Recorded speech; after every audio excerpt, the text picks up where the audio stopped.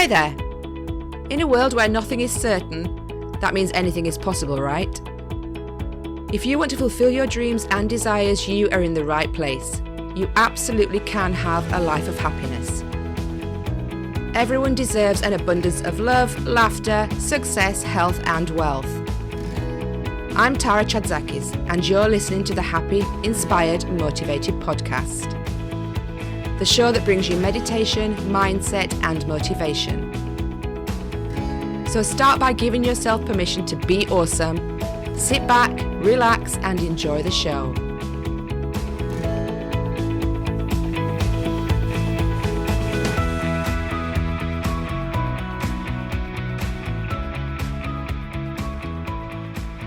Hi there, and welcome to Happy, Inspired, Motivated. Now today I have a lady called Aimee LaLiberte with me, and she is the owner of My Virtual CFO. She's a profitability advisor to 6- and 7-figure business owners who are tired of being behind their books and ready to uncover blind spots, course correct, and ultimately get more profitable. Aimee is also a life and money coach and works with business owners who seek greater confidence and unwavering drive to attract and build wealth in their business and lives. So let me introduce Aimee to you and bring her on the show. Hi, Aimee. Hi. Thank you for having me on your podcast. You're welcome. I'm so excited to speak to you. It's great. I'd like to, start by hearing a little bit about you and your journey that got you to where you are right now. So okay, a little bit about your business and what made you passionate about this, the thing that you're doing now. Yeah. Okay. So I grew up and there was this awareness that I had about money in terms of like, I can remember like my parents talking about money. I can just remember like just almost like feeling this energy around money and how transactions occurred. And whereas there was, lots of kids were interested in like Barbies and G.I. Joes and Cabbage Patch dolls. I'm a kid of the 80s. I was like, oh my God, I want a safe so I can put all my money in, right? So like, I think there was just this like underpinnings of like this thing about money was something was going to be really important. Okay. And fast forward to, and I think I come from a blue collar family. So growing up, like the whole dollars for hours was the part. It was like you work really hard and the hustle mentality and like that whole blue collar work was very much like part of my upbringing. So I always had a job from the time that like I could have a job. And sometimes I had multiple jobs, but really where I think my relationship with money started to become what I think is my life's mission was when I was 18. My parents had decided to separate and I was going off to college and I had chosen to go to a private college and I'm one of 4. And it became quite evident with their marriage ending that I was going to have to be responsible for figuring out how I was going to pay for this education. And while I observed money up until that point, I didn't know how it worked. So I created all these different things. So for instance, like I took all these credit cards out and I like bought all this ridiculous stuff and then I didn't pay for it. So I ruined my credit within like the first 6 months of turning 18. I figured out how to like finance my college education and I worked 3 jobs. And then a year after that, my parents both filed for bankruptcy. So then I was like, our house got foreclosed on and everything. So like, it was at that point that I was like, I really need to know how this whole thing works because I don't ever want to feel that I'm losing my home. Like I never want, like, I don't want that for myself. I don't want that for my kids. I don't want that in my experience ever. And so I spent the next like 4 years while I was in college, really understanding, like I worked multiple jobs to pay off my debt.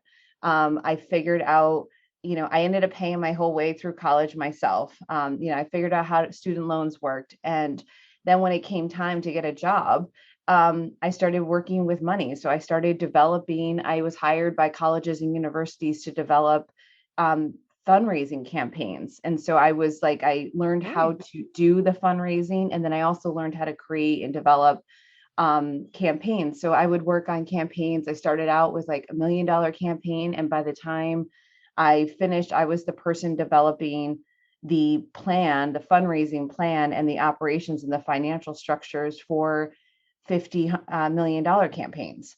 Wow.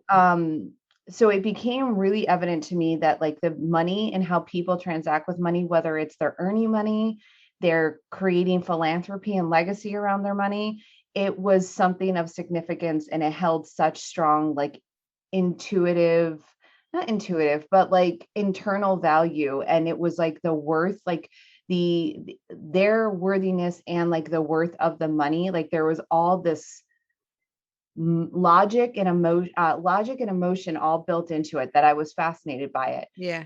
And about 5 years ago, I just decided I wanted to go out on my own and create a business around helping business owners with money, because access to good financial, like people that can help you for a financial side of the business for small businesses, it's hard to come by. Because I work with 6 and 7 figure business owners. Mm-hmm. So they are bigger businesses where they need someone to help them manage their finances and to serve in that bookkeeping and CFO. And then they also need like an accountant to help with the taxes and all of that. Yeah. But they also need somebody to help with driving scalability and understanding like how, like from a financial lens. And that was something that was missing in the market, because it's expensive if you have it with your CPA. There's bookkeepers that can help you do the categorization, but then there's like that missing link of like, how do you blend it all together and create the strategy? And so that's the business I started. And 5 years later, I'm a boutique business. I work with 6 and 7 figure business owners. I'm intentionally like the clients I work with are ones that not only do I want to work with, they want to work with me, I want to work with them. It's like a match on both sides. Yeah. And we develop a plan to scale them and help them reach any money goal that they desire to set.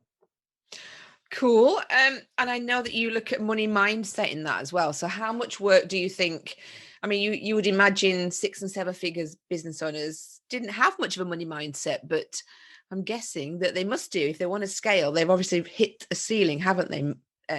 In their mindset kind of way. Yeah, I mean, I think everything's based on mindset. I think that so it's really interesting because when prospective clients come to work with me, they come and they say things like, I need somebody to help me with my books. I want to scale. I don't understand why I'm having all these amazing months in revenue and I don't have that money in the bank.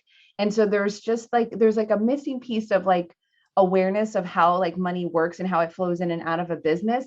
But then the other piece of it comes is that they don't see how their thoughts are creating these feelings that are causing them to like act or not act in this environment. So when their awareness is raised about like, what are you thinking when you see this? Like, if you want to hit this goal, what are you thinking about this? Because what happens is my clients, for the most part, they are hard workers. They have like a hustle mindset, and they know that like they need to work on scaling. To scale, they need to like learn how to hire people. They need to learn how to delegate. They need to learn to create systems.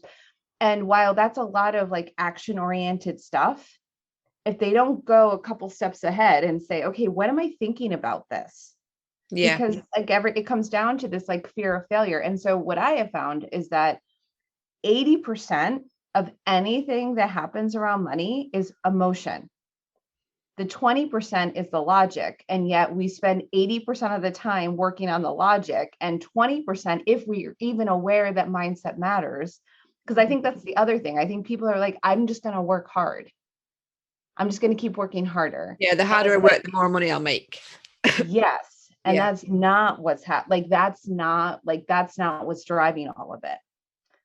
And it's in disservice to them, because there's so much more like if you think about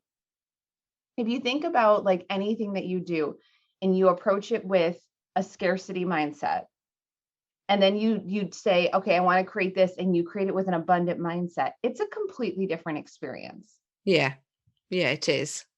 And I think that there's like, I think nowadays there's this growing awareness, like as more people are more open talking about their journey with mental health, and like there's more coaches, there's people, like coaching is becoming increasingly mainstream. I think that like the whole notion of mindset, I think there's more and more evidence to support that this really matters.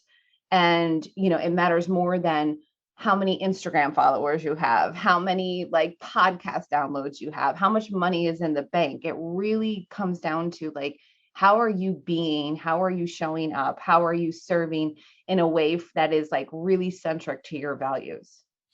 So how do you, if a client comes to you and, you're saying 20% of success and abundance is the actual physical work and 80% is the mindset, how do you get them to shift? Because they're used to thinking, well, like you said, it's 80% of it is the slogging and the hard labor. How do you get them to make that shift? Yeah, I mean, for me, first of all, I don't think that you can turn around and just say, hey, I think you need to do this and do it, like say, this is what you need to do, go do it. Because that's never going to happen. If you think about anything, adapting change, but if you introduce it with saying let's talk about, like, let's just whittle down, like I do monthly calls with my clients. And if we say we've created the result of, let's say that our sales goal was $100,000 for the month, and you did 85,000. What are you thinking when you see this? And then like you start to coach them and take them through their mindset, but you do so in a way that's not like, we're going to talk about mindset, we're going to talk about coaching, like, because if they're not open to that experience, if you say, like, if you almost like coach with an agenda, that's never going to work. It's really about like holding space regardless of what is regardless of what it is that you're talking about, because it is very emotional. Like $15,000 in that example is like, it could be very significant to one client, and it could be like, oh, well, just like, we know why that didn't happen, we're going to make up for it, and we're going to do this and this and this, and they've moved on. But I mean, really examining where they are with that, because how are they going to take that energy into like the next month and into the next, like, whatever offer they're going to have. So it's about like raising their awareness as to what they think about the results that they're creating. And you can do that in a really like organic way, where you're using the numbers to introduce the conversation and to have the conversation, and not make it that, oh, we're going to talk about coaching and we're going to talk about what we think about this. Like, because I think that sort of prescriptive approach, I don't think it works. No, like I said, they already have to be open for that. But I guess kind of the clients that come to you, so you were talking about, you choose the clients, and as well as them choosing you as well. So I'm presuming that they kind of have a connection with you in that respect before you start them as clients anyway. So they must be reasonably open to it. Yeah. So the thing that's really interesting about my business up until 2021 is I built my business off of referrals. So existing clients had referred me to like new clients. And so they're talking about, so my current clients would talk about their experience. And if they, if somebody was in their world was like, I'm looking for someone, oh, my person is great and everything. It wasn't until starting to do podcast interviews, like in 2021, that's where any of my new clients are coming in. They're coming because they're listening to me on podcasts. So it's not, I think that when people think about bookkeeping, accounting, CFO, they think it's like a very sort of like corporate, like very like, we're going to do this. And that's just not my approach. It's never been my approach. And I think now that I've increased my podcast interviews and my awareness around that, I think people are like, oh, this is who I want. I want someone who can talk to me about numbers, but can also keep it at a level where I don't feel like if I ask a question, I'm going to feel dumb. I'm going to hesitate and I'm going to resist asking it, because I don't want them to like talk down to me or use accountant speak that I don't understand. And I think that that's what it is. I think it's just the way in which I deliver. It's like my mindset. I think that money is available to everyone. I believe that we're all worthy. And I believe that we can, like, you don't have to have some like highfalutin degree from some Ivy League institution to understand money. Like money is just a simple, like, like you make money, you receive it, you make choices. So then you send money out, but you're always doing so in a point that it's always coming back. And if you can just like dial in on just that in the simplistic fashion, obviously there's a lot that goes on in between that, but just to know that money is available, like that is like the first step. Yeah, to know that money's always flowing back to you. There's always more to come in, which is, it's like you say, it's a whole mindset thing, isn't it? Mm-hmm. I mean, I don't know many, sorry, I don't know many CFOs. So I don't know, is your approach a normal kind of approach to accountancy, or are you quite out of the box in your business? So, I mean, the whole, I think part of it is that, it's been talked about bookkeeping. Like if we start with bookkeeping, people are saying like, I'm doing bookkeeping because I have to make sure that I square up with the government at the end of the year so I can pay my taxes and do my thing. Right. So they see that as like a means to an end.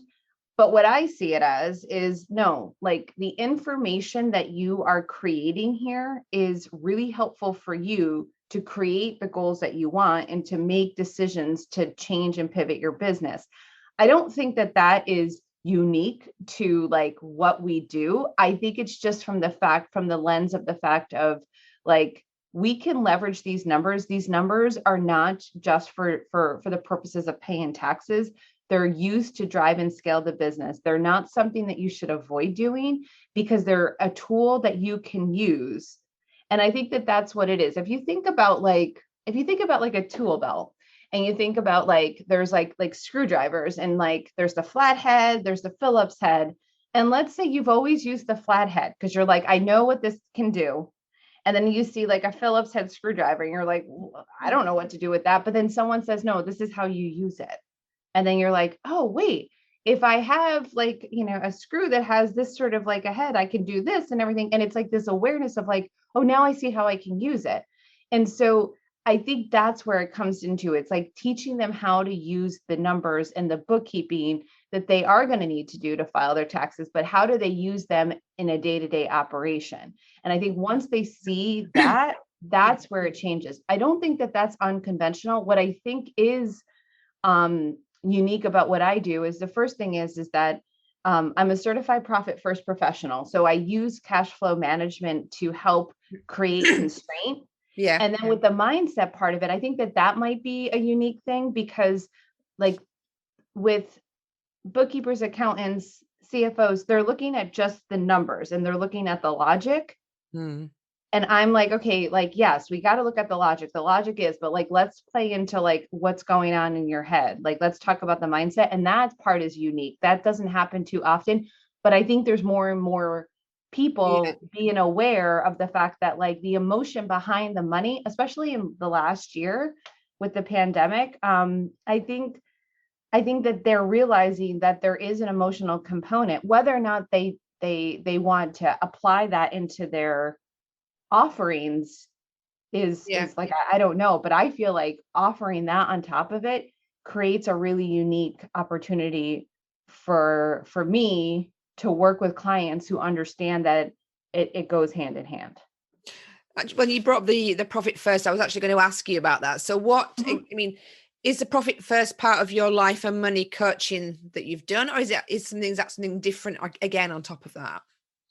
So profit first is, again, it's like a combination. I mean, the people that are certified in the world in profit first, they identify as bookkeepers, accountants, or coaches. So, and there's some of them who play like multiple spaces. They view themselves as a coach and as an accountant, coach and a bookkeeper. So in regards to that, people want profit first because they're just tired of feeling like they're working really hard for their money and they have no idea where the money's going. And so it's cash flow system is so simplistic because it sits on top of like your bookkeeping system in the sense of like, you have these bank accounts, all the money flows into this account, and then you send it down to these these identified accounts, right? Mm-hmm. And then, there's never this worry of, am I going to have enough money for taxes? Because you have a tax account that you're putting money in there. You have this debt that you want to pay down. Well, we have a plan that we can do debt pay down. And then you get to decide if how fast or slow you want to go with that. Because ultimately, what I have found with any of my profit first implementations is that people are overspending on operating expenses. They're not taking their profit first. And so what really needs to happen is the examination of how do we decrease expenses? And you do that in three ways. You can either just decrease the expenses and leave your revenue the same. You can increase your revenue and hold your expenses at the same point, but just so that they balance out, or you do a combination of both. And the most successful implementations that I've had with Profit First are the ones that use option 3, because they understand that they have to scale in order to maintain some of the expenses they wish to have, but they also know that there's things that they're paying for, whether it's in the online space. There's a lot of software that's purchased that is not being leveraged. There's and then like in any space, the leveraging of like personnel as well as like occupancy costs, like rent, those sorts of things. And like they really get to have to decide, like, do you want an intentional business that is calibrated to maximize your profitability as an owner, or do you want to be in a feast or famine cycle where you're constantly worried about, am I going to be able to make the next payroll? Most of the time, people want to get off of that bus of like struggling with cash flow and struggling with their business operations. They want to be a profitable business. That's why they did it. Otherwise, what's the point of having a business? I mean, it's not like, especially, if your intention is to create profit, it's not to like create loss after loss after loss every year, No, that's not a very healthy business model, is it really? No. It doesn't get you very far. But the other thing I was going to say is that where the mindset comes in is that when you start looking at operating expenses, particularly when it comes to personnel, the first, like the way that we do like the rollout with Profit First is that it's typically 6 to 8 quarters to do maximum, like to calibrate people to businesses to maximum profitability. And the first couple quarters, there's a lot of early wins because they start looking at what they're spending their money on and they're like, oh, I don't need this. Oh, we can do this. And it's like, oh, this is easy. I can do this. But then as they get further down the line, all of the easy decisions are removed. And then it starts to become like, does it make sense for us to have this particular position? Does it make sense for us to outsource and have this much money going towards this? And then it becomes like these real decisions where, do you eliminate positions? Like, because again, payroll is one of the more, it's the most expensive expense that businesses tend to have. And it's, okay, how do I do that? How do I create the results that I want? And can I create the results in a different way and spend less money? And that's where a lot of the emotion comes in and the resistance comes in to actually finish like doing the Profit First stuff, because it comes with really hard decisions. Like people's livelihoods then start to be confronted with. And like business owners don't, I've seen it last year. I was a part of over 150 furloughs or layoffs with my clients. It was heartbreaking, You can imagine. Yeah. So if any of my listeners are, sorry, I've got a frog today. Any of my listeners that are listening, how can they transition from a 6-figure 9-to-5 earner to become a full-time business owner? What advice would you give them? Yeah. So are you saying that they're working 9 to 5 and they have a side hustle? Yes. Okay. Yeah. So, that was my story as well. And the way that I did it was I did it in pieces. And I think the first thing is that you have to understand where you are right now with your money in terms of like your relationship with money. There were certain things, like when I decided I was going to make this transition, my husband and I sat down and we were like, okay, where are our financials and what can we do? So we made some very critical decisions. One of the first ones was we stopped doing retirement contributions because we wanted to preserve cash flow. we have a retirement savings goal, but we understood that we needed to get ourselves, we had to build the bridge to the other side. And we knew that that part would help us. Yeah. The other thing we did was we started looking at like what we were spending our money on a month to month basis. And like, we really created some constraint, not to the point of like starvation where we took all the fun out of our lives. We just said, okay, we're going to be super intentional about this. So once we calibrated on that, what I ended up doing was I ended up taking a part-time job. So I didn't leave my 9 to 5 corporate and then jump into the business world. I said, okay, I'm going to dial down. So I went from, I was making 6 figures in my 9 to 5. Yeah. I like cut that in half. And I did that for 6 months and I examined it. And I was building up the business. It took me, I ended up working in that position for 9 months. I did a part-time gig for 9 months. And at that point, I had created the evidence that I knew, like I hadn't matched my 6-figure salary at that point, No. but the evidence was there and the repeated months and the growth, like everything was there that I said, okay, I can go all in. We have everything in place and I can do this. So that's what I ended up doing. So I think creating a plan that is a 6 to 12-month plan to downsize in terms of like lowering your 6-figure business 9 to 5 salary, whether it's like you're just reducing your hours or if you're taking a part-time job to build that bridge, I think that's going to create that stability in like your livelihood as well as in your mind, that you don't like, you can pick the people that you want to work with. You can build the business that you want to and not feel graspy or any, like that. So I would say that would be number one. The number two is I think that there's an identity shift that you have to experience. And that's more of like with the mindset. As someone who was like a 9 to 5, it was so many people in my world thought that what I was doing was incredibly risky. And they were like, I can't believe you're giving up this amazing job that you have to do this. Like, this sounds very risky. It sounds like you're like you're going to lose everything. And it was really like to really just understand, like, I know my reasons for doing it. And I don't need to be like in this corporate structure to be successful. I can create my success on my terms and I am going to create it in this way. But like understanding that identity shift is also super important. And also if you're starting out, you're a solopreneur. I mean, I have a team now, but they're virtual. And so if you're used to, like, if you're more of like a extroverted person and you like the energy of being around other people, I think you really need to understand that if you're going to work from home, that's going to be quite a different shift. And so what I ended up doing was I worked in a co-working space. And so like I was able to like, I didn't have like coworkers, but I found like I had coworkers and that was really helpful. And that I loved being part of that community. So there's the identity shift. And then finally, I think that the last piece of it is the relationship side of it, the relationship with your former colleagues, the relationship with like, if you have a partner, spouse, that part of it, because I think like for me, that was like, I felt like that was the hardest part, was like really stepping into like, I'm not a 9 to 5er. Like, I know that I'm not a 9 to 5er. I know that I'm meant to be an entrepreneur. I know I'm meant to have my own business. And for someone who like thinks that I'm 5 years down the road here. And he was like, I love that you do this. And I could never do it.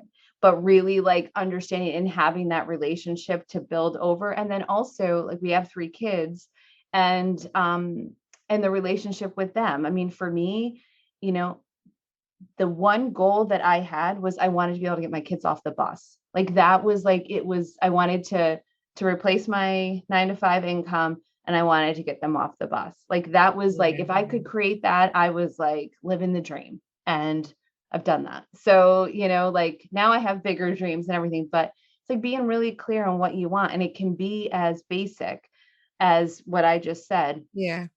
But yeah, I think it's a journey. I don't think it's a sprint. I think it takes time and giving yourself the grace and space for that journey and that transition. I know 1 year, the version of me 6 years ago to say this is going to take a year to do, I wanted it so bad that I think that like I accepted it as part of it. But I also think I did that because if I, when we were talking at the beginning, like being 19 years old, like losing like my house and everything, like I think that part, like that version of me was like, we can't just be reckless about this. Like we're like a grown adult. Like we want to make sure that we can maintain the livelihood that we have, and we want you to have the most unbelievable professional career, and we can have both. We just need to do it with super intention. And the way that I did it was like a slow and steady approach. Yeah, I was going to say, after you, like you say in the beginning about, that your family home being foreclosed and everything, that was quite a big, not a risk particularly, but it was very brave of you to say, well, actually, I'm just going to chuck it all in anyway. And that could happen to me because you were, you having been through that, it must have been quite a hard battle in your head. I mean, Yeah, scary. well, and I think that, like if like the psychology of money, and a lot of your like money beliefs and like the formulation of them happen between the time that you're 18 and 22, which is fascinating because I was 19 when that happened. So I Yeah. can see how that particular thing has created what is like the 42-year-old version of me, where, like we save a lot of money. And I think that and I don't think there's anything wrong with that. Whereas like, I think that if you're someone who likes to experience life and likes to spend their money, then like, I think it's like making sure you know how you want your relationship with money and like calibrating that to it, Yeah. just being open and honest with yourself about it. But I know that we definitely probably save more money than we need to, but it's because I think it formulates from that. It's like I want to accumulate it because it's like if it's safe to me and I'm okay. Like I feel very fulfilled. There's a lot of other things I want to create in my life, but where I am at this moment, like feeling that security, like I like all my reasons for it. Yeah. Yeah. Yeah. I mean, sometimes it's a bit of a fine line between not hoarding money, but holding it hostage, Mm-hmm. sort of, and if there's no flow there, then it's not going to come back to you because it's like you're holding on to it because you're scared to let it go. And then, Right, right, then the flow stops. So, I mean, right. knowing that you're saving is good, but, knowing that you're still spending as well, you have to have a balance between the two of them. Oh no, I completely agree. And it's really interesting because 2 years ago, um, we went to Italy. And it was the first time that we had gone to Europe. And it was something that I had wanted to do in my 20s. We just, life happened and that didn't pan out then. So we went, and I just remember like buying the tickets, like getting the Airbnbs and doing all of that, and like watching the amount of money. And like my brain was like, no, we can't do it. Don't do it. We gotta hold on to it. And it was like, no, like we're fine. Like this is like, we are okay. This is going to be great. But it's like I think it's like that 90-year-old version of me that like Yeah. it's still within here. That's Mm. like, no, we got to hold on to it. But like again, like the mindset, like raising your awareness, like being onto yourself and loving that side of your person. I'm not like, will you just stop? Like, and everything. It's more of like, I love you and I got you. Like, we have this. We are like, Yeah. we are in a good place. We can do this. We know that this is going to be fine. And it was the most phenomenal experience. And Mm. especially that we did that in 2019 and then 2020 happened. I mean, we were I was so lucky. grateful to have had that experience as a Yeah. family. So yeah, I think that like, don't think that something's gone wrong if there's this part of you, this like primitive brain in you is like, oh my God, no, don't do that. Like just like acknowledge it and see like, okay, where is this coming from? And I knew exactly where it was coming from. And I knew that like we were going to be fine. And I think also in like a partnership and relationship, having someone to like, you know, hold space for you in the moment of like, are we good? Like we should do this, right? And all that. And like just to have that sounding board Yeah. is also super important because it's made in a collective. So Yeah. That's cool. yeah. Well, it's been really cool talking to you. I mean, money mindset is really important. Like you say, it's something that people don't even realize they've got. until you make them aware of it. So if any of my audience would like to get in touch with you, how can they find you on the web, Aimee? Yes. So if you go to www.myvirtualcfo.co, that's .co, that's my website. And by the time this airs, I'm actually going to be launching a money mindset coaching program. So you can check out the details there. That'd be really cool. Excellent. Yeah. Perfect timing then, really. Yeah, absolutely. It's always comes together, right? Like it all just marries the way that's supposed to. Well, thank you so much for joining me today. It's been a real pleasure. You too. Thank you so much. Thank you for having me. Have a good day. You too. Bye-bye. Bye.